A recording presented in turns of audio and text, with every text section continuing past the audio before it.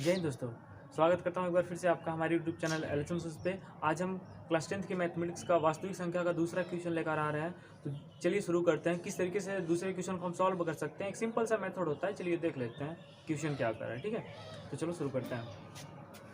देखिए, जो क्वेश्चन कर रहा है वो कर रहा है दर्शाइए कि कोई भी धनात्मक विषम पूर्णांक होना चाहिए। ठीक है, वो किस रूप का होता है? 6q + 1, 6q + 3, 6q + 5 के रूप का होता है। मतलब क्या, कोई भी धनात्मक पूर्णांक किस रूप का होता है?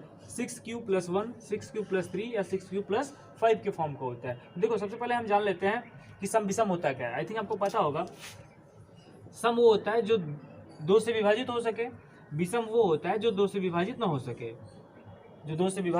हो सके, ठीक है। अब देखो, बात ये आती है कि यार सम, जैसे इसी चीज को एक अलग वे में देखते हैं। देखो, अगर कोई सम संख्या है, ठीक है, कोई सम संख्या, आप उसमें अगर सम संख्या को जोड़ते हो तो जो आने वाली संख्या होगी वो भी सम संख्या होगी। ठीक है, मान लो कोई विषम संख्या है, ठीक है, विषम संख्या है, आपने उसमें सम संख्या ऐड कर दी, ठीक है, जो संख्या आएगी वो भी क्या आएगी? विषम संख्या आएगी। ये सब चीज़ें थोड़ी बहुत जानकारी के लायक है, वो आपको पता होनी चाहिए। ठीक है, और आप जानते हैं कि विषम संख्या में अगर हम विषम संख्या को जोड़ते हैं तो हमें कौन संख्या आती है? सम संख्या आती है। ठीक है, ये बात क्लियर हो गई। और दूसरी बात देखो, अगर हम सम संख्या में, हाँ क्लियर है, बस आप इतना जानते रहो, आप इस क्वेश्चन को कर ले जाओगे। ठीक है, कोई बड़ी बात नहीं है।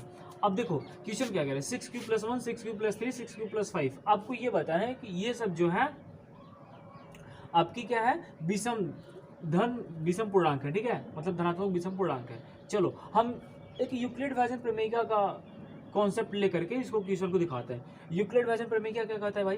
कहता है कि a बराबर BQ + R होता है। a बराबर BQ + R होता है। वो होता है भाज्य बराबर भाजक गुणे भागफल प्लस शेषफल। ठीक है, भाज्य बराबर भाजक गुणे भागफल प्लस शेषफल। और आप ये भी जानते हो जो शेषफल होता है वो क्या होता है? 0 होगा या तो 0 से बड़ा होगा, लेकिन वो हमेशा b से क्या होता है? छोटा होता है। मतलब भाजक से हमेशा क्या होता है? छोटा होता है। अब देखो, अब मान लो, माना, ठीक है, क्या मानोगे आप कि a जो कोई है ये क्या होगी? कोई धनात्मक विषम पूर्णांक होगा। ठीक है, मान लो, माना a कोई धनात्मक विषम पूर्णांक है। ठीक है, ये क्या है? कोई धनात्मक विषम पूर्णांक है। देखो, जब आप कंपेयर कर दोगे तो आपको क्या मिलेगा यार? जहां b है वहां 6 है, मतलब b = आपको क्या मिल जाएगा? 6। ठीक है, b = क्या मिल जाएगा? 6 मिल जाएगा। अब जब b 6 मिल गया तो आप देख रहे हो ना, r की वैल्यू क्या होती है? 20 छोटी होती है लेकिन 0 से बड़ी होती है। तो r क्या होगा? 0 से बड़ा होगा या 0 के बराबर होगा, और तो और 6 से क्या होगा? छोटा होगा। ठीक है, तो r के यहाँ देखो कितने मान निकलते हैं। r बराबर क्या हो सकता है? 0 हो सकता है, 1 हो सकता है, 2 हो सकता है, 3 हो सकता है, 4 हो सकता है, 5 हो सकता है। ठीक है, 6 नहीं होगा क्योंकि r की वैल्यू 6 से हमेशा छोटी लेंगे आप। ठीक है, तो r की देखो यहाँ 6 वैल्यू आ गई, 0, 1, 2, 3, 4, 5। ठीक है, अब हम एक एक वैल्यू रखेंगे। पहले एक बार 0 रखेंगे, 1 रखेंगे, 2 रखेंगे, 3 रखेंगे, 4 रखेंगे, 5 रखेंगे। ये सब रखने के बाद हम देखेंगे उसमें से कौन विषम है। ठीक है, अगर उसको में से विषम निकाल करके हम दिखा देंगे, हाँ भाई देखो ये संख्या क्या है? हमारी विषम धन पूर्णांक है। ठीक है, चलो उस चीज को करते हैं, इसको थोड़ा मिटाते हैं और फिर आगे बढ़ते हैं।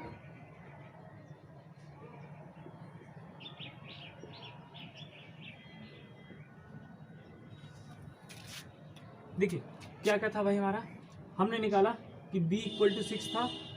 ठीक है, और जो हमारा r = था वो था 0, 1, 2, 3, 4, 5। ठीक है, देखो केस हम पहला लेके चलते हैं। केस हम फर्स्ट लेके क्या चलेंगे, एक बार r बराबर 0 पुट करेंगे तो क्या हो जाएगा? a बराबर क्या होगा भाई? a बराबर हमारा हो जाएगा 6। ठीक है, क्योंकि b होता है 6q + 0, 6q + 0 यही होता है ना, a बराबर BQ + R। b की जगह 6, r की जगह 0। ठीक है, मतलब एक हमें मिल गया, a बराबर क्या मिल गया? 6q। आप इसको रखे रहो। ठीक है, केस नंबर सेकंड देखो, जब आप r बराबर 1 रखोगे।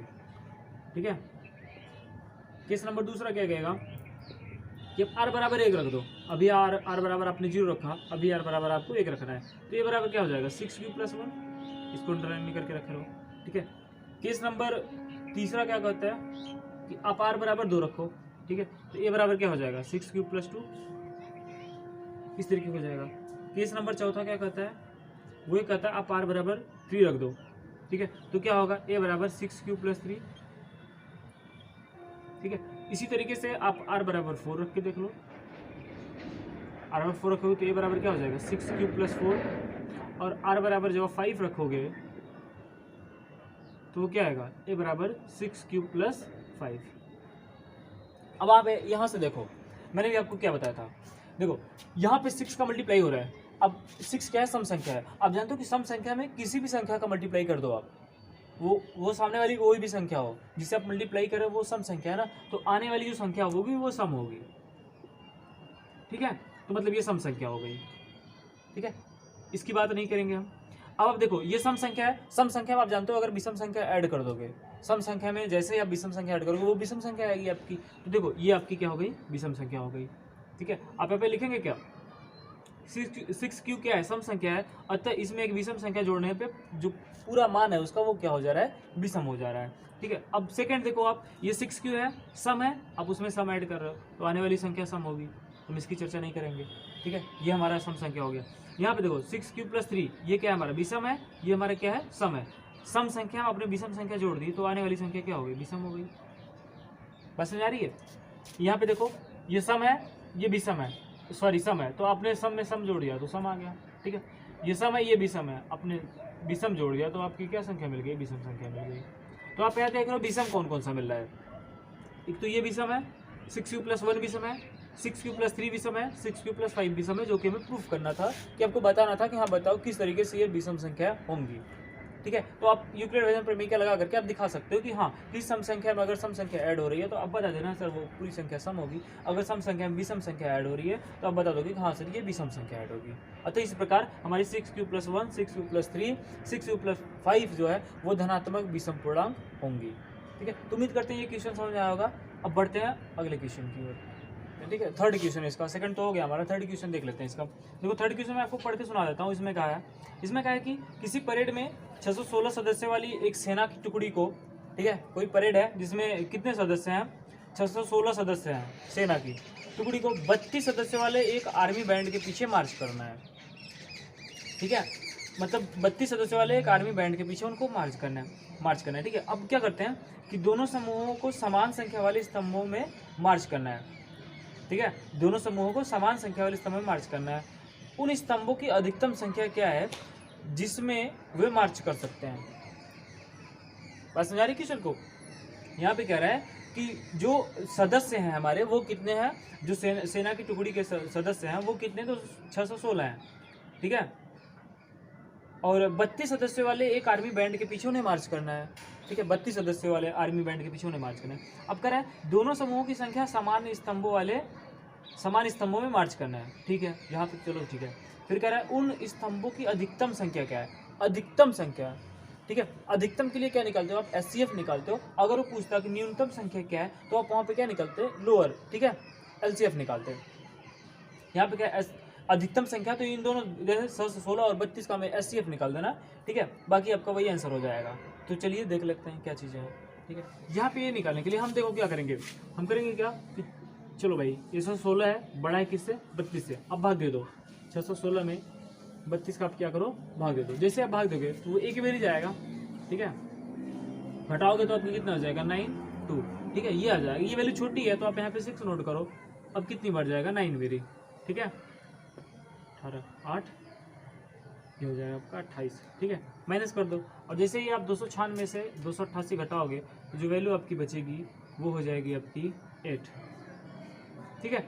8 हो जाएगा। अब देखो अभी शेषफल 0 नहीं आया ना, शेषफल आपका 0 नहीं आया, तो शेषफल 0 नहीं आया तो आप क्या करोगे, आप एक बेरी, अब इसको आप क्या मान लो, इसको भाजक मान लो, ठीक है। और आपका जो भाज्य होगा वो कितना हो जाएगा, 32 हो जाएगा। अब आप भाग दो कितनी बेरी जाएगा, 4 बेरी, ठीक। अब घटा दो 0 आ गया, ठीक है। अभी शेषफल 0 आया ना, तो जिससे आपने भाग दिया था वही आपका क्या हो जाएगा, एचसीएफ हो जाएगा। तो आपका एचसीएफ कितना हो गया, 8 हो गया, ठीक है। एचसीएफ कितना, 8 हो गया। तो आर्मी वालों को, सैनिकों को जो स्तंभ बनाना पड़ेगा मार्च करने के लिए वो अधिकतम कितना होना चाहिए, 8 होना चाहिए, ठीक है। तो उम्मीद करते हैं ये क्वेश्चन आपको समझ आया होगा। तो इसी तरीके से मैथमेटिक्स सीखने के लिए हमारे चैनल को सब्सक्राइब करिए और बताइए अपने दोस्तों को। धन्यवाद।